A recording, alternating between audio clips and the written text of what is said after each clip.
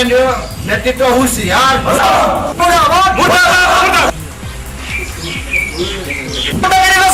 নচলিব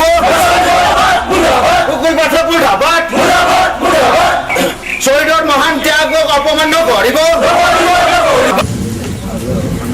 বাৰম্বাৰ আমাৰ ওপৰত যি অত্যাচাৰ আৰু যি দমন আৰু বঞ্চনা যি নীতি তেওঁলোকে মানে আমাৰ ওপৰত মানে নিৰ্ধাৰণ কৰিছে তাৰ প্ৰতিবাদ জনাবলৈ আমি বাধ্য কৰে চেক আহে বাহিৰী চেক আহে সেইটো নিয়মীয়া নহয় বস্তা কেইজনমানক দি পেলাই আমাৰ মানে চেকখিনি তেওঁলোকে বন্ধ কৰি দিছে অজুহাত যে আমি নিৰ্বাচনত হীৰাহৰণীয়া ছাৰৰ লগত মানে অংশগ্ৰহণ কৰিছোঁ কিন্তু সেইটো সম্পূৰ্ণ মিছা অভিযোগ আমি সেইটো মানে সজোৰে প্ৰত্যাখ্যান কৰিছোঁ আৰু আমি টকা আহে চেকত বাদেও আমাৰ কিছু টকা আহে কেছ সেইটোৰ